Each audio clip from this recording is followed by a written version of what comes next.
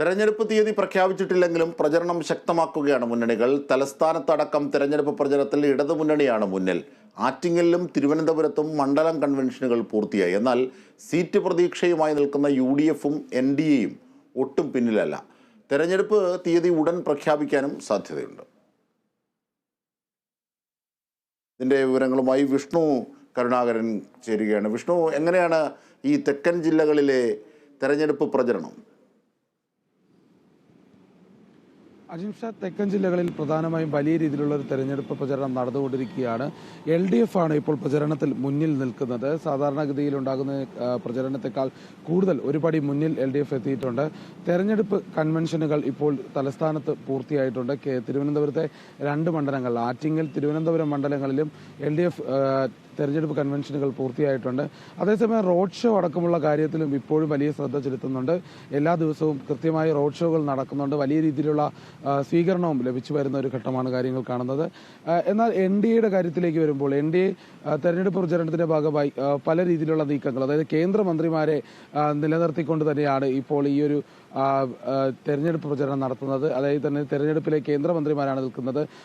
ആറ്റിങ്ങലിൽ V മുരളീധരനായാലും തിരുവനന്തപുരത്ത് രാജീവ് ചന്ദ്രശേഖർ ആയാലും അത്തരത്തിലുള്ള ഒരു നീക്കമാണ്. അതുകൊണ്ട് തന്നെ പ്രധാനമന്ത്രിയുടെ ഓരോ സ്കീമുകൾ ഉദ്ഘാടനം ചെയ്യുന്നതും ഇപ്പോൾ പ്രധാനമായി ഒരു ലക്ഷ്യമായി കാണുന്നുണ്ട്. തെരഞ്ഞെടുപ്പ് മുന്നിൽ കണ്ട് തന്നെയാണ് തിരുവനന്തപുരത്ത് ഇത്തരത്തിലുള്ള സ്കീമുകൾ ഉദ്ഘാടനം ചെയ്യുന്നത്. തിരുവനന്തപുരത്ത് വേണ്ട രീതിയിലുള്ള സ്കീമുകൾ കൊണ്ടുവരുന്ന കാര്യത്തിലും ഈ തെരഞ്ഞെടുപ്പ് ലക്ഷ്യം വെച്ചുകൊണ്ട് തന്നെയാണെന്ന് കഴിഞ്ഞ ദിവസം രാജീവ് ചന്ദ്രശേഖരൻ മാധ്യമങ്ങളോട് പറഞ്ഞിരുന്നു.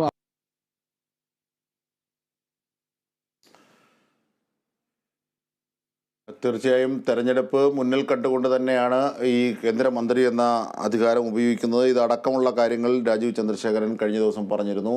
ആ കോഴ്സുകൾ ആരംഭിക്കുന്നതിലൊക്കെ ഇങ്ങനെ എല്ലാ അർത്ഥത്തിലും വഴിവിട്ടും വഴിവിടാതെയും ഒക്കെ വലിയ പ്രചരണത്തിലാണ് മുന്നണികൾ തെക്കൻ ജില്ലകളിൽ. ഈ കോഴിക്കോട് നിന്നും ഞങ്ങളുടെ പ്രതിനിധി മേഘ്ന മുരളി കൂടി ചേരുകയാണ്. മേഘ്ന, വിവിധ തരത്തിൽ മണ്ഡലം കൺവെൻഷനുകൾ ഒക്കെയായി വളരെ സജീവവും ഊർജ്ജവത്തായുമായ വടക്കൻ മേഖലകൾ, പ്രത്യേകിച്ച് മലബാറിൽ തെരഞ്ഞെടുപ്പ് പ്രചരണം ശക്തമാക്കുന്നത്. എല്ലാ മുന്നണികളും ഒപ്പത്തിനൊപ്പമാണോ പ്രചരണത്തിൽ?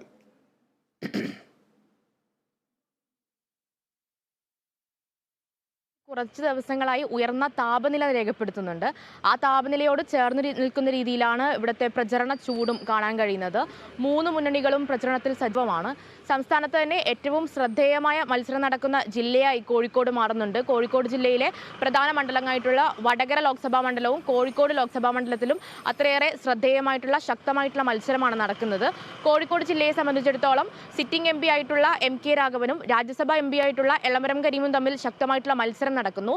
MK രാഘവൻ MPയുടെ മുന്നേയുള്ള വികസന പ്രവർത്തനങ്ങളും മറ്റും പറഞ്ഞുകൊണ്ട് അത് വോട്ടാക്കാനാണ് UDF ശ്രമിക്കുന്നത്.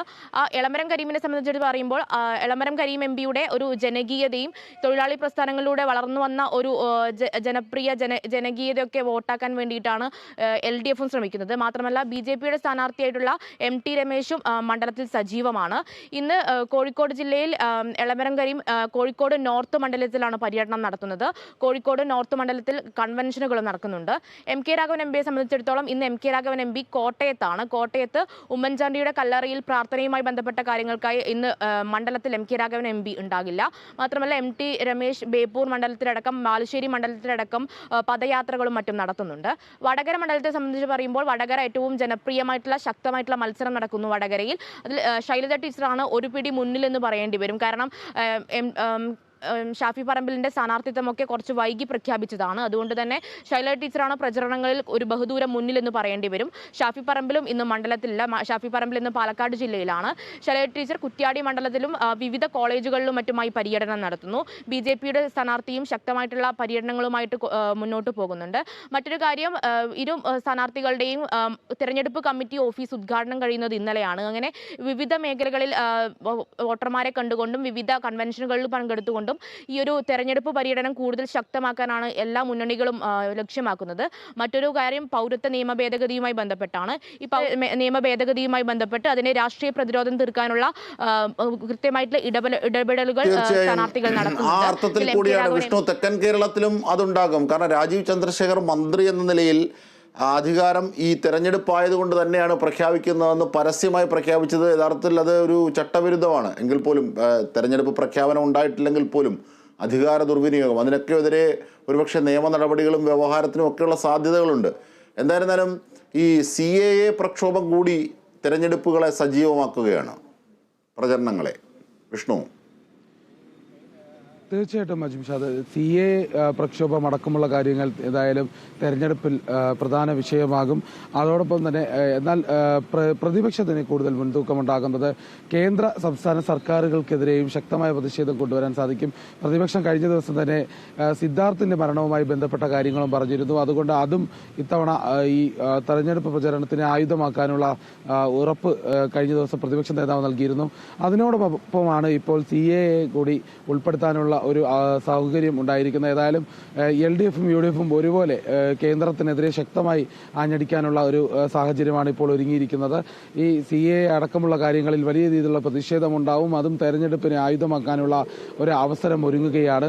ഏതായാലും ഇവിടെ തലസ്ഥാനത്തും തിരുവനന്തപുരം ജില്ലയിൽ തന്നെ പ്രധാനമായും LDFിനും UDFിനും തന്നെയാണ് മുൻതൂക്കമുള്ളത്. ഏതായാലും ഇവിടെ ഒരു അക്കൗണ്ട് തുറക്കാൻ ഒരു സീറ്റ് ലഭിക്കുമെന്നുള്ളൊരു പ്രതീക്ഷയിൽ തന്നെയാണ് NDAയും പ്രവർത്തിക്കുന്നത്. BJPയും സംസ്ഥാനത്തെ ഒരു സീറ്റ് തിരുവനന്തപുരത്ത് നിന്നും ലഭിക്കുമെന്നുള്ള പ്രതീക്ഷയിലാണ് നിൽക്കുന്നത്. ഏതായാലും ശക്തമായ പോരാട്ടം ഇത്തവണത്തെ തെരഞ്ഞെടുപ്പിലുണ്ടാകും. അതിൽ പ്രധാനമായും UDFും LDFും തമ്മിലുള്ള ഒരു പോരാട്ടം തന്നെയായിരിക്കും. എന്നാൽ NDAയുടെ പ്രതീക്ഷകളെ തള്ളിക്കളയാനാകില്ല. ഒരു വിഹിതം വോട്ട് ലഭിക്കാനുള്ള സാധ്യതയും കാണുന്നുണ്ട്. അതുകൊണ്ട് തന്നെ ഒരു വാശിയേറിയ പോരാട്ടം തന്നെയായിരിക്കും ഇത്തവണ തെരഞ്ഞെടുപ്പ് ഉണ്ടാകുക. ഏതായാലും തെരഞ്ഞെടുപ്പ് തീയതി പ്രഖ്യാപിക്കുന്നതിന് മുൻപ് തന്നെ പല രീതിയിലുള്ള കേന്ദ്ര പദ്ധതികളുമായി ബന്ധപ്പെട്ട് തലസ്ഥാനവുമായി ബന്ധപ്പെട്ട് നിരവധി കാര്യങ്ങൾ ചെയ്യാൻ തന്നെയാണ് ഇപ്പോഴും രാജീവ് ചന്ദ്രശേഖറും അല്ലെങ്കിൽ വി മുരളീധരൻ അടക്കമുള്ള നേതാക്കൾ തീരുമാനിച്ചിരിക്കുന്നത്. അത്തരത്തിലുള്ള ഒരു സാഹചര്യം ഇപ്പോഴും കണ്ടുവരുന്നുണ്ട്. ഏതായാലും ഈ ഒരു ഘട്ടത്തിൽ വലിയ രീതിയിലുള്ള എതിർപ്പും പ്രതിഷേധവും LDF UDFിന്റെ ഭാഗത്തുനിന്നുണ്ടാവും. ഈ CAA എന്തായാലും വ്യക്തമായി ചൂണ്ടിക്കാട്ടുന്ന ഒരു സാഹചര്യം ഉണ്ടാകും.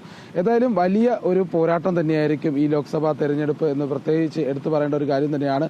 20 സീറ്റ് പിടിക്കാൻ തന്നെയാണ് വടക്കൻ കേരളത്തിലെ തെരഞ്ഞെടുപ്പിൻ്റെ ഏറ്റവും പുതിയ വിവരങ്ങളാണ്, വിശദാംശങ്ങളാണ് ഞങ്ങളുടെ പ്രതിനിധികൾ നൽകിയത്. വിഷ്ണു കരുണാകരനും മേഘ്ന മുരളി.